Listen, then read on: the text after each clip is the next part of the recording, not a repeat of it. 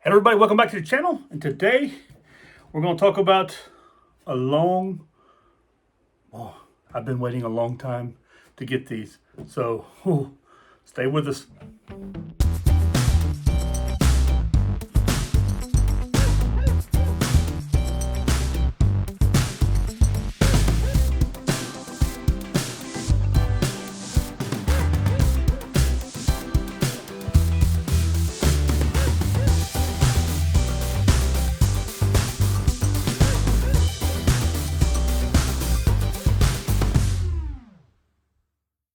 Welcome back again, everybody. And before we get started with this, well, it's not going to be a great video. It might be an okay video. You might not even be interested at all in it. But before we get started, please subscribe to my channel. Give me a thumbs up. Leave a comment down below and share with your friends and enemies. Okay, let's get started here. About 15 years ago, I was looking for some really good leather boots. And I had ordered a pair through a company I worked with for a reduced price, and it took 3 pair to be sent to me to get 2 pair, to get 1 pair that actually didn't have a default in them. And that was, I'm not going to say which company it is, but you'll hear the name in a minute. Anyway, I got these leather boots from them, and they just were terrible. I mean, very heavy, very uncomfortable with the sole. The insole, I had to add an insole to them.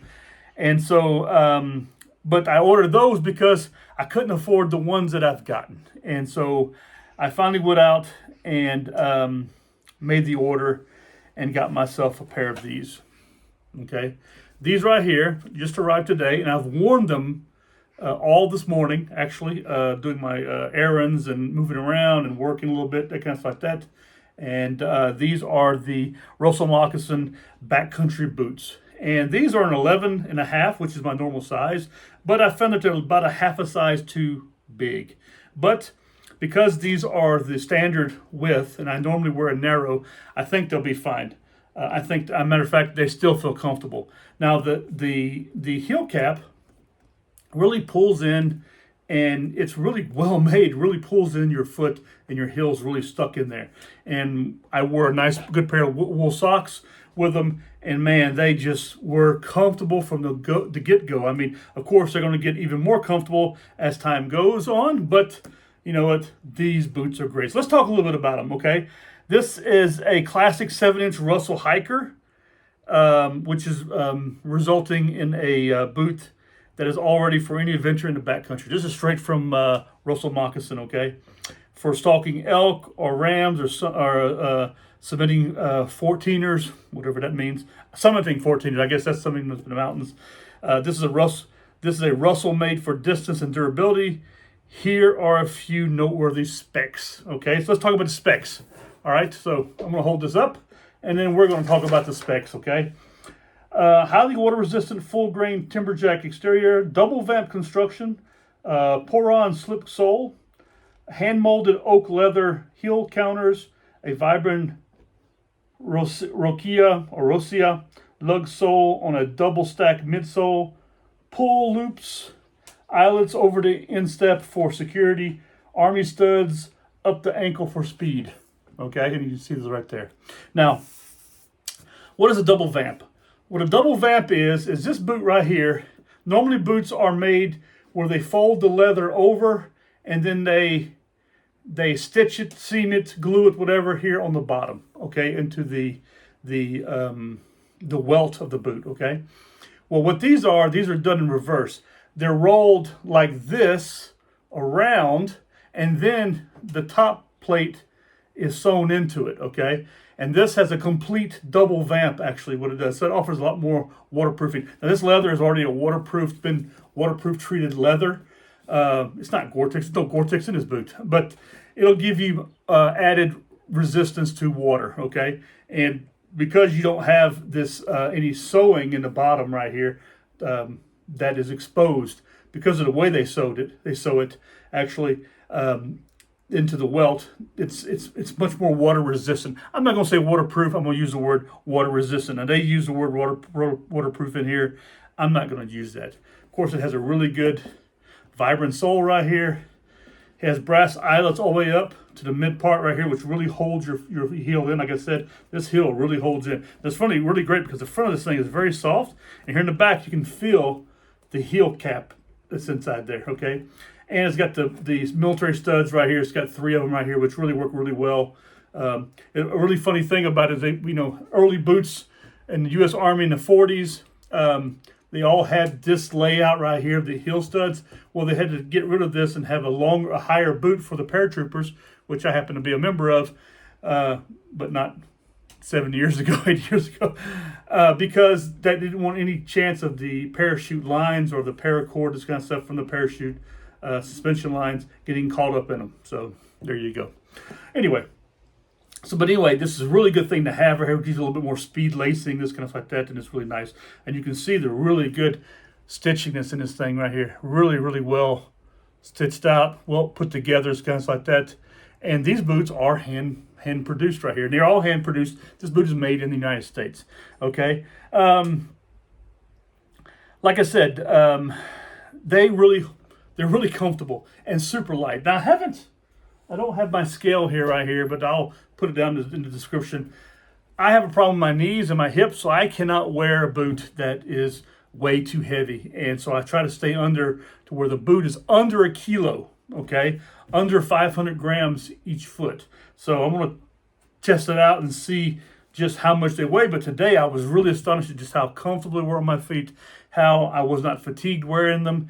And I was really happy to find that there's a built-in insole in these things right here, with a cushioning insole, because the boot I had before, which was Chippewas, they didn't have it. Okay, I still have them, by the way, and I also have the famous indie boot, from Alden, and that boot doesn't really have any kind of cushioning inside of it also. So I used to put an insole inside of it, which sadly lifts your heel a little bit, and so the boot forms a little differently. Matter of fact, if I were to show you my other pair of boots, after years of wearing them, it's sort of like I'm sort of like cockeyed on them, because the way they fit. And the leather never got really super soft.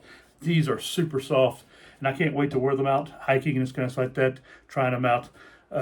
Just give them a really good bashing. I don't mind them getting beat up. I can always clean it up or whatever. But man, they look really good. Matter of fact, I was in a store today, and the sales guy in there really saw my boots, and he was like, "Dude, tell me about these boots you got," because he thought they were really very classy, actually.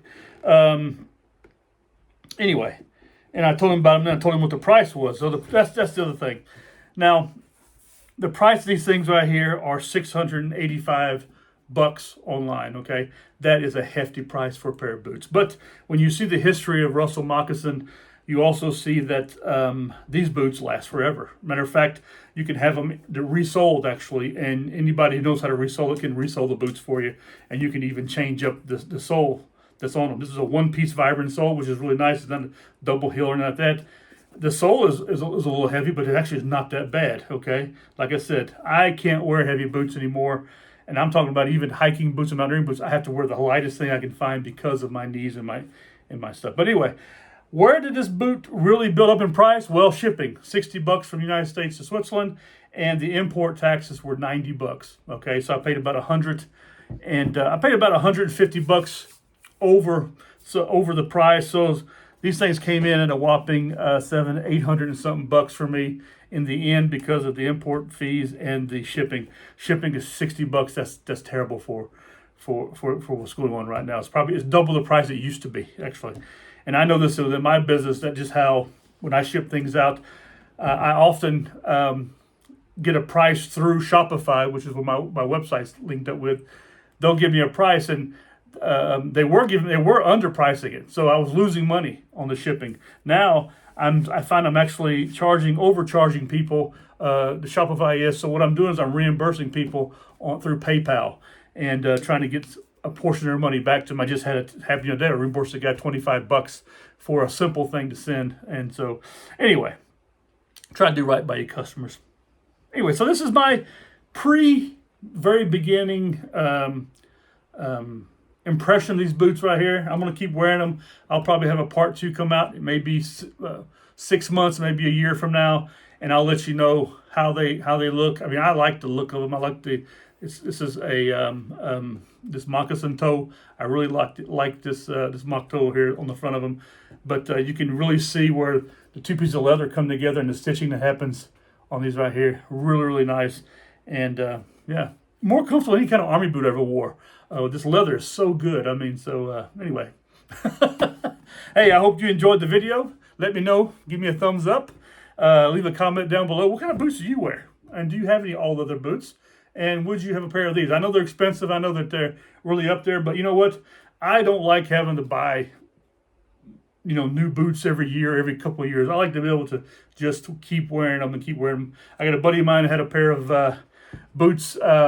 These were an old pair of I want to say they were Red Wings like that, and he's had them. He was a merchant marine, and he had them when he was on the boat, and he still has them. And the only thing he needed to do was he just redid the sole, and he had redone the sole after I think over 30 years twice, and he put a new sole on his boots, and they were all leather, and they looked so nice. I mean, really nice looking boot, but leather boots look better with time, and like I said, it doesn't take much to resole them. You know, change the laces out on them, or just resole the bottoms of them if you need to. But anyway, there you go.